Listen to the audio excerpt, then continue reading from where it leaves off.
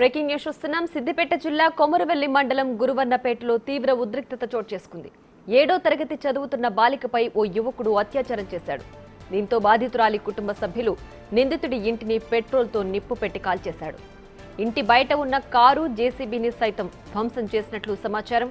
ఘటనా స్థలానికి చేరుకున్న పోలీసులు పరిస్థితిని అదుపులోకి తెచ్చారు.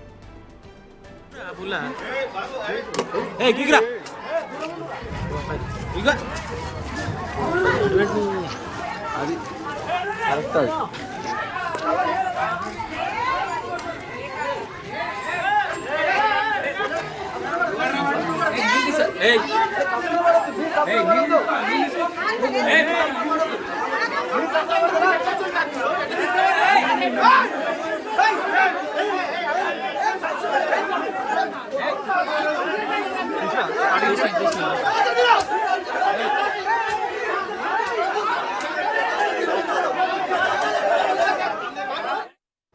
సిద్దిపేట జిల్లా కొమరవెల్లి మండలం గురువన్నపేటలో తీవ్ర ఉద్రిక్తత చోటు చేసుకుంది.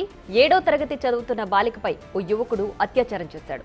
దీంతో బాధితురాలి కుటుంబ సభ్యులు నిందితుడి ఇంటిని పెట్రోల్తో నిప్పు పెట్టి కాల్చేశారు. ఇంటి బయట ఉన్న కారు జేసీబీని సైతం ధ్వంసం చేసినట్లు సమాచారం.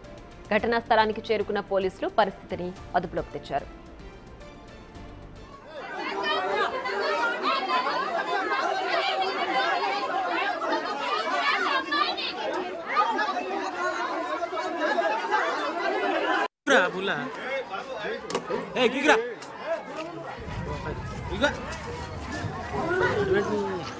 అది కరెక్ట్.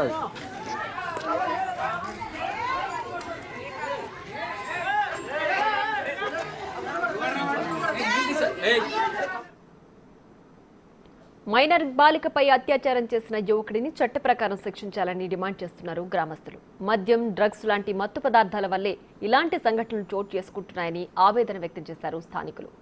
ఇదే అంశంపై మరింత సమాచారం మా ప్రతినిధి దుర్గారెడ్డి అందిస్తారు. Thank you. సిద్దిపేట జిల్లా కొమరవెల్లి మండలం గురువన్నపేట గ్రామంలో ఉన్నాము. గురువన్నపేట గ్రామానికి సంబంధించిన మైనర్ అమ్మాయిపై ఓ అత్యాచారం కేసులో మాత్రం పోలీసులు ఇప్పటివరకు అయితే నమోదు చేసుకోవడం జరిగింది. నిందితుని కూడా అదుపులోకి తీసుకున్నట్లు మనకు సమాచారం వస్తుంది. అయితే మైనర్ అమ్మాయి ఎప్పుడైతే కడుపు నొప్పి లేచిన తర్వాత ఆసుపత్రికి తీసుకెళ్లిన తర్వాత ఈ విషయం బయటపడ్డది. గ్రామస్తులంతా ఉన్నారు. ఇప్పటివరకు అయితే గ్రామంలో ఉదయం మాత్రం కొంత ఘర్షణ వాతావరణం చెలరేగే అవకాశాలు కనుక భారీగా సిద్దిపేటకు సంబంధించిన సిపి ఆధ్వర్యంలో మాత్రం ఏసీపీ, డిఎస్పీలు, సిఐలు మాత్రం ఇక్కడ గురువన్నపేటకు చేరుకొని కానీ ఎలాంటి అవాంఛనీయ సంఘటనలు జరగకుండా మాత్రం భద్రత మాత్రం కాపాడే ప్రయత్నం చేస్తున్నారు.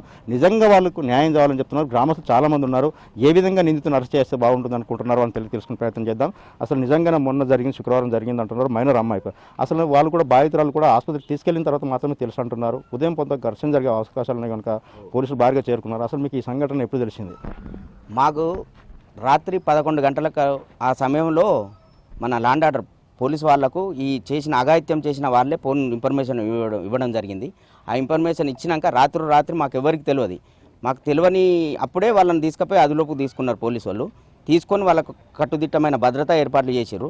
అమ్మాయి మాత్రం రక్తస్రావం కావడంతో 5వ తరగతి చదువుతుంది అమ్మాయి. ఆ అమ్మాయికి రక్తస్రావం కావడంతో హాస్పిటల్ తీసుకుపోయిన తర్వాత ఈ యొక్క అఘాయిత్యం ఇలా జరిగిందని అర్థమై పొద్దున్నే ఉదయం ఆ ఇంటి పైన వాళ్ళ కుటుంబ సభ్యులను ఏ రకంగానైనా హెచ్చరించి మేము కూడా వాళ్లకు తగిన దేశశుద్ధి చేద్దామని ఊరందరం ఏకమై వారి ఇంటిపైకి పోవడం జరిగింది. ఆ ఇంటిపైకి మేమందరం ఊళ్ళో పోయినా కానీ ల్యాండ్ ఆర్డర్ మమ్మల్ని అందరిని కూడా కట్టుదిట్టం చేసి ఏ ఒక్క అఘాయిత్యం చేయకుండా కూడా సిపి గారు కానీ, మన ఏసీపీ గారు కానీ, సిఐలు గారు కానీ, ఎస్ఐలు గారు కానీ అందరూ చాలామంది పోలీస్ ప్రొడక్షన్ ఒక 5-6 బస్సులు పోలీసు వాళ్ళు అందరూ వచ్చి మమ్మల్ని ఎటు కాకుండా చేస్తున్నారు. అయినా కానీ ల్యాండ్ ఆర్డర్కి ఎప్పుడు కానీ ఎవరం కానీ విలువనిస్తాము. వాళ్ళకు మేము తప్పకుండా వాళ్ళకి సహకరిస్తామని దూరం ఉండి మేము ఈ యొక్క అఘాయిత్యాన్ని పాల్పడ్డ యువకుడిని ఖచ్చితంగా ఎలాంటి కేసైనా సరే శిక్షించి, కాకపోతే మా నుంచి కాదని మా ముంగట ప్రవేశపెడితే మేమే ఆ శిక్షకు వాళ్ళకి శిక్షించేటట్టు కూడా ఊరోళ్ళందరం ఏకమై ఉన్నాము.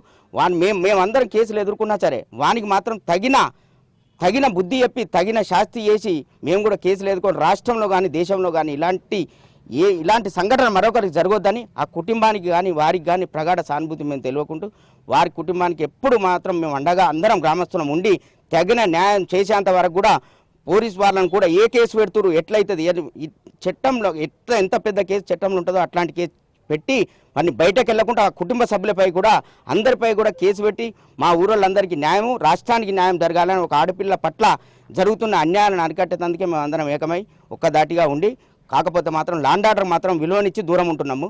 రాబోయే రోజులలో వాళ్ళు చెప్పిన ప్రకారం వాళ్ళు కేసులు పెట్టకపోతే మాత్రం మేమందరం ఊరు మండలం అన్నీ ఏకమై తప్పకుండా వాళ్ళని నిలదీసి అడుగుతామని కూడా చెప్తున్నాము. అంటే ఇప్పటివరకు నిందితుల మీద ఏమైనా కేసులు ఉన్నాయా, లేకుంటే గతంలో ఈ విలేజ్లో ఏమైనా జరిగినాయా, ఉద్రిక్త పరిస్థితులు దారితీసే అవకాశాలు లేని పోలీసులు భారీగా ఎందుకు చేరుకున్నారు? భారీగా చేరుకున్నది ఎందుకు అంటే, ఒక మైనర్ బాలిక, ఏమాత్రం ఆమెకు ఏమి అర్థం కాని బాలికపై ఇలాంటి అఘాయిత్యం జరిగింది. ఇట్లాంటి యువకుడు మన ఊర్లోనే ఉండొద్దు. ఎవ్వరు కానీ ప్రతి ఒక్కరం తల్లి ఆడ జన్మ అంటే తల్లి, అందరం తల్లి దగ్గరికి వెళ్ళి తల్లి జన్మనిచ్చింది కాబట్టి అలాంటి ఉద్దేశంతో ఆ ఉద్రిక్త అందరికీ ఏకమై వారి ఇంటిపైన కానీ వారిపైన కానీ దాడి చేద్దామని అందరం అనుకున్నా కానీ లాండ్ ఆర్డర్ మనం చేయకుండా చట్టానికి మాత్రం కట్టుబడి ఉంటున్నాం. రేపు కూడా కట్టుబడి ఉంటాం. వాళ్ళు అన్న ప్రకారం వాళ్ళు చట్టం వాళ్ళు ఎట్లా చేస్తారో వాళ్ళ కుటుంబాలకు కానీ వాళ్ళకు కానీ తగిన శిక్ష పడపోతే మాత్రం వేరే మాకు తెలుస్తుంది. ఇట్లా అంటే వేరే అట్లాని కాదు అనుకుంటారు అపోహలు, అలాంటి జరగబో అని మేము నమ్ముకుంటున్నాము. తప్పకుండా వాళ్ళకి కఠిన శిక్ష జరిగి ఇలాంటిది మళ్ళీ ఎప్పుడు రాష్ట్రంలో, దేశంలో, ఊర్లలో ఎక్కడ కూడా జరగొద్దని కోరుకుంటున్నాం. స్థానికులు చాలామంది ఉన్నారు, వారిని కూడా అడిగి తెలుసుకునే ప్రయత్నం చేద్దాం. నిజంగానే అసలు అమ్మాయి కూడా మైనరు, ఇట్లాంటి సంఘటనలు గ్రామంలో జరుగుతున్నాయి. అంతా యువకులు కానీ గ్రామస్తులు అంతా ఒకే మాట మీద ఉన్నారు. అసలు నిజంగా ఏ విధంగా న్యాయం జరిగితే బాగుంటుంది అనుకుంటున్నారు? వాళ్ళు ఏంటంటే పిల్లలు ఆల్రెడీ డ్రగ్స్ అలవాటు అయ్యారంటారు. వాళ్ళు అదే మత్తులో ఉండి అమ్మాయిని చిన్నపిల్ల అరాచకంగా అత్యాచారం చేయడం జరిగినది. కాకపోతే ఏంటంటే మాకు హిందువులపై ముస్లిమ్స్ ఎప్పటి నుంచో మాకు దాడులు జరుగుతున్నాయి. దీని అందరూ ఏంటంటే మా ఊరి గ్రామ ఐకమత్యంగా ఉండి మేము వాళ్ళని అరికట్టాలని మేము ఒకటే కోరుకుంటాం. డిపార్ట్మెంట్ కూడా కోరుకుంటాము. లాస్ట్ అంటే తెలంగాణ ఎక్కడికైనా కానీ మేము సిపి దగ్గర కానీ కమిషన్ దగ్గర కానీ ఎవరి దగ్గరికైనా కానీ పిల్లగానికి మాత్రం ఉరిశిక్ష ఇవ్వాలని మేము అందరూ అదే డిమాండ్ చేస్తున్నాము. మాకు ఏంటంటే మాకు ఇప్పుడు ఇలాంటి వీళ్ళు మేలుకోకపోతే మాత్రము ఇంకా మాకు కొన్ని ఏంటంటే ఇప్పుడు మాకు విలేజ్లల్లో ఎక్కువ ఇది దీన్ని ఇట్లా అరికట్టకపోతే ఇంకొక ఇట్లా మొన్న కూడా ఇట్లా మేము చేసి వచ్చినాం. మాకు ఏం జరిగింది, మాకు మంచిగానే పోయినాం, మేము మంచిగానే మాకు 3 పూటలు అన్నం పెట్టారు, 3 నెలల్లో బెయిల్ తీసుకొని వచ్చినామని. రేపు పొద్దుగాల కూడా ఇంకో పోరాడు కూడా ఇంకో అత్యాచారాలు చేసే అవకాశాలు ఉన్నాయి. దాన్ని కూడా మేము వెంటనే అరికట్టాలని ఖండించాలని మేము కూడా డిపార్ట్మెంట్ కోరుతున్నాము. మాకు ఎందుకంటే ఇప్పుడు మనకు హిందువులపై మనకు అంటే మేము ఎప్పటి నుంచో చూస్తున్నాం గ్రామంలో డ్రగ్స్ సరఫరా జరుగుతుందని ఎట్లా నిజంగా అది దాని వల్లనే ఇది అలాంటిది జరిగిందని మేము అనుకుంటున్నాము, భావిస్తున్నాము. మేము కూడా చూడలే. ఆల్రెడీ కూడా మన కొమరేలి ఎస్ఐ గారు కూడా మాకు ఎన్నో కొన్ని సూచనలు ఇచ్చారు. పిల్లలకు కూడా మీరు జాగ్రత్త ఉండాలని చెప్పారు. కానీ ఏంటంటే మాకు అమ్మాయికి మంచి సేపు ఉండాలని మేము దేవుని కూడా ప్రార్థిస్తున్నాము. అదైతే మాకు అన్నది. చాలా మంది ఉన్నారు, వాళ్ళని కూడా అడిగి తెలుసుకునే ప్రయత్నం చేద్దాం. అసలు నిజంగానే ఈ సంఘటన జరిగిన తర్వాత అమ్మాయి హాస్పిటల్కి తీసుకుపోయినాక తెలిసింది. అప్పటి వరకు గ్రామంలో ఎవరికి కూడా తెలియదు. నిజంగా పోలీసులు ఎప్పుడు చేరుకున్నారు గ్రామానికి? ఇక్కడ గురువన్నపేట గ్రామంలో రాత్రి 11:30 ప్రాంతానికి బాధిత కుటుంబం అనేది 100కు ఫోన్ చేయడం జరిగింది.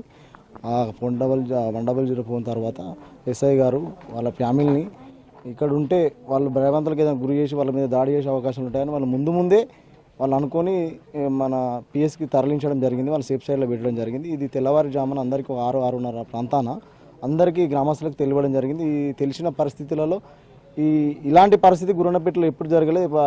నాకు తెలిసి ఎప్పుడు కూడా ఇలాంటి మా విలేజ్ అంతా కలిసి ఉన్న పరిస్థితి.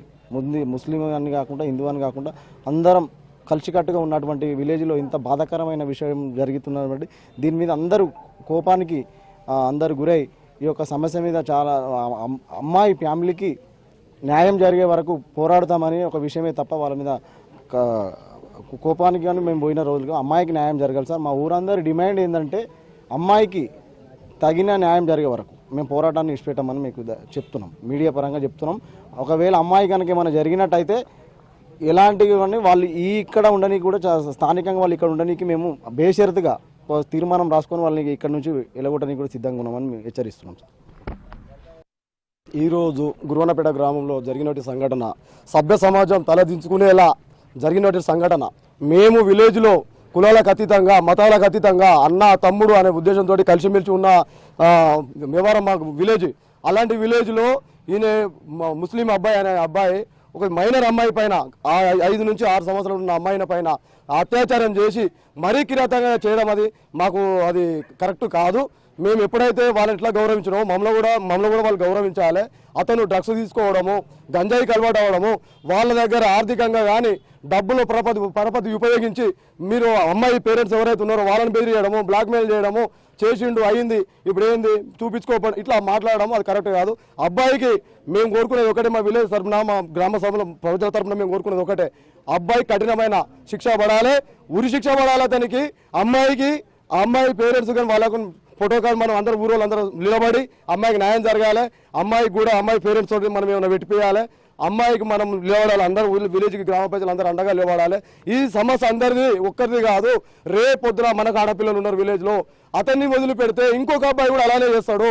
ఈ సమస్యను పోలీసులు కాకుండా దయచేసి గ్రామ ప్రజలు కూడా దీన్ని దృష్టిలో పెట్టుకొని అబ్బాయికి ఏం చేయాలి, అమ్మాయికి ఏం న్యాయం జరగాలనేది మనం కూర్చొని మాట్లాడుకుంటే బాగుంటుంది. ఒక్కటే సార్, మేము అబ్బాయికి మాత్రం ఉరిశిక్ష పడాలి, మా న్యాయం మేము డిమాండ్ చేస్తాం సార్.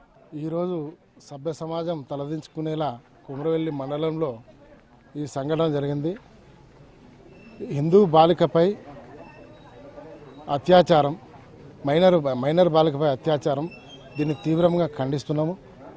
దీనికి ఈ సంఘటనకు రాష్ట్ర ప్రభుత్వం వెంటనే బాధ్యత వహించి మన జిల్లా మంత్రి మహిళ అయినందున కొండా సురేఖ గారు వచ్చి బేషరతుగా బాధిత కుటుంబాన్ని పరామర్శించి కుటుంబానికి ఒక ప్రభుత్వ ఉద్యోగము, ₹1,00,00,000 నష్టపరిహారం అందించాలని డిమాండ్ చేస్తున్నాము. ఏ విధంగా మమ్మల్ని ప్రభుత్వం అడ్డగించుకున్నా మా భారతీయ జనతా పార్టీ ఆ బాధిత కుటుంబానికి అండగా నిల్చొని పార్టీ తరఫున మేము మద్దతు పలుకుతాం. చూడొచ్చు, చాలా మంది కూడా ఇక్కడ అంతా యువకులు ఉన్నారు. వారంతా కూడా గ్రామానికి సంబంధించినంత స్థానికులంతా ఒకే మాట మీద ఉన్నారు.